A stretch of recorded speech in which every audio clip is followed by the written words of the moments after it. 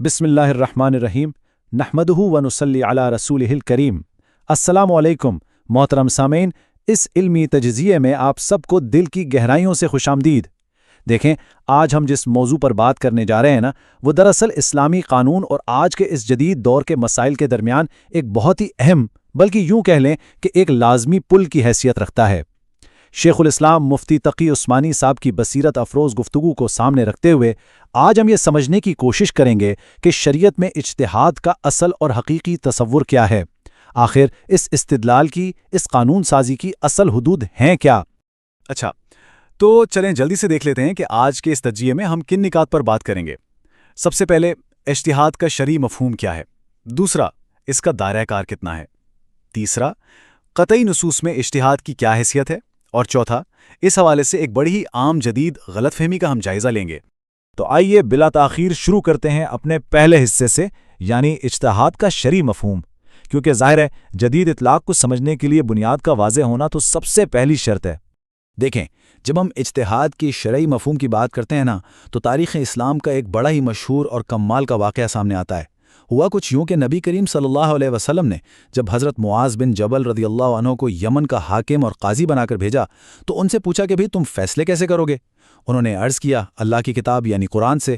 آپ صلی اللہ علیہ وسلم نے پوچھا اگر وہاں نہ پاؤ تو جواب ملا سنت رسول سے، اور پھر آپ صلی اللہ علیہ وسلم نے تیسری بار پوچھا کہ اگر وہاں بھی کوئی صراحت نہ ملے تو پھر کیا کرو گے؟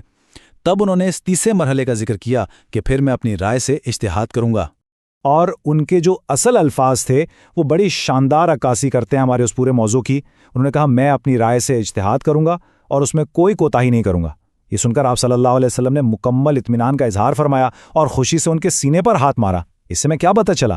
یہی نا کہ اجتہاد کوئی بے ہنگم یا منمانی چیز نہیں ہے، بلکہ تو ایک انتہائی سخت اور منظم طریقہ کار کا تیسرا باقاعدہ مرحلہ ہے۔ تو اب ہم چلتے ہیں اپنے دوسرے حصے کی طرف، اجتہاد کا دائرہ کار۔ مطلب یہ کہ آخر اس تیسرے مرحلے کی یعنی اجتہاد کی اجازت ہوتی کب ہے؟ اب یہاں محترم سامعین کے لیے ایک بڑا ہی زبردست اور سوچنے والا سوال پیدا ہوتا ہے، اجتہاد دراصل کب اور کس جگہ کیا جاتا ہے؟ ہم میں سے اکثر لوگ شاید یہ سمجھتے ہیں کہ اجتہاد کا مطلب بس دور حاضر میں کوئی نیا جواز، کوئی رخصت یا سہولت نکال لینا ہے۔ لیکن ذرا رکیے، کیا واقعی ایسا ہے؟ کیا ہم محض اپنے من پسند نتائج حاصل کرنے کے لیے اجتہاد کر سکتے ہیں؟ بالکل نہیں۔ در حقیقت اجتہاد صرف اور صرف وہاں ہوتا ہے جہاں ہماری بنیادی نصوص یعنی شریعت کے اصل احکامات خاموش ہوں۔ اب اس خاموشی کی بھی دو واضح صورتیں ہیں۔ پہلی تو یہ کہ کسی خاص جزوی مسئلے کے بارے میں قرآن و حدیث میں سرے سے کوئی ذکر ہی موجود نہ ہو، اور دوسری صورت یہ ہے کہ تذکرہ تو موجود ہو لیکن جن الفاظ میں کیا گیا ہے ان میں اجمال ہو، یعنی ایک سے زیادہ تشریحات کی گنجائش نکلتی ہو۔ بس یہی وہ دو مخصوص مقامات ہیں جہاں اجتہاد کیا جا سکتا ہے۔ اور یہیں سے ہم اپنے تیسرے حصے میں داخل ہوتے ہیں، قطعی نصوص میں اجتہاد۔ یہ وہ مقام ہے جسے سمجھنا قانونی غلطیوں سے بچنے کے لیے انتہائی ضروری ہے۔ تو بھائی، اصل اور سب سے اہم نقطہ یہ ہے کہ یہ نصوص قطعیہ آخر ہیں کیا؟ سادہ الفاظ میں سمجھیں تو یہ قرآن یا سنت کے وہ احکامات ہیں جو 100% واضح اور دو ٹوک ہیں۔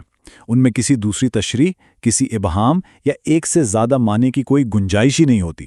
اور جب معاملہ ایسا دو ٹوک ہو جائے تو بس سمجھ لیں کہ وہ شریعت کے ایک ایسی حتمی سرخ لکیر ہے جہاں ذاتی رائے اور اجتہاد فوراً رک جاتے ہیں۔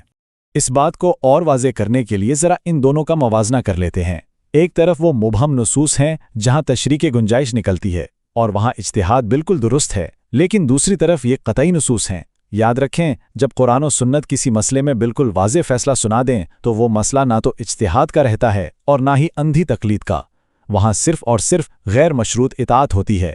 واضح احکامات کے مقابلے میں اجتہاد کرنا سراسر باطل ہے۔ اچھا، اب ہم چلتے ہیں اپنے چوتھے اور آخری حصے کی طرف، ایک جدید غلط فہمی۔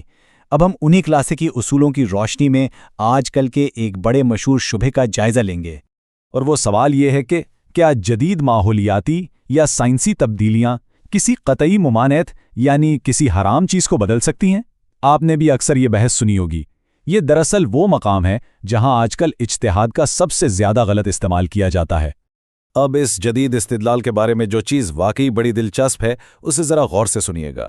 मगरबी दुनिया से अक्सर ये दलील आती है कि भाई पुराने ज़मानों में तो खंजीर गंदे माहौल में पलते थे, नालियों पर पाए जाते थे, इसलिए उन्हें हराम कर दिया गया। लेकिन आजकल तो वो इंतहाई साफ सुथरे हिफ्ज़ान सेहत के उसूलों के मुताबिक आला फार्मों में पाले जाते हैं। तो बस फिर दलील ये दी जाती है कि चूंकि वो गंदगी वाली इल्लत ख़त्म हो गई, लिहाजा इज्तिहाद की रूह से अब इसे हलाल करार दे देना चाहिए। लेकिन इस दलील की इल्मी और मंतकी तरदीद बिल्कुल वाज़े और दो टोक है। हमने अभी क्या उसूल पढ़ा, यही ना कि खंजीर की हुर्मत का हुक्म कुरान के नस से कती से साबित है। ये एक दो टोक फैसला है। लिहाजा फार्म कितने ही साफ सुथरे क्यों ना हो जाएं, सफाई का मयार कुछ भी हो, ये मसला सिरे से इज्तिहाद के दायरे में आता ही नहीं है। हिफ्साने सेहत के उसूलों को बुनियाद बनाकर आप किसी कती हुक्म को नहीं बदल सकते। इस सारी गुफ्तगू, इस तमाम इल्मी तज्ज़ी का निचोड़ हम इस एक बेहतरीन कॉल में समेट सकते हैं।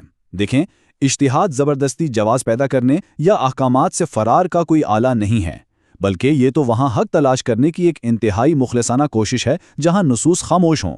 तो ज़रा सोच कर देखिए, अगर हम अपनी हर जदीद ख्वाहिश को इज्तिहाद का खूबसूरत सा नाम दे दें तो क्या हम वाकई शरीयत की पैरवी कर रहे होंगे या अपने ही नफ्स की? यकीनन ये तज्ज़िया आपके लिए फ़ायदेमंद साबित हुआ होगा। मज़ीद ऐसे ही फ़िक्र अंगेज़ और इल्मी तज्ज़ियों के लिए मोहतरम सामीन से गुजारिश है कि दौरे हाजिर के शुबहात का इज़ाला चैनल को ज़रूर सब्सक्राइब करें। अपना बहुत ख्याल रखिएगा। अल्लाह हाफ़िज़।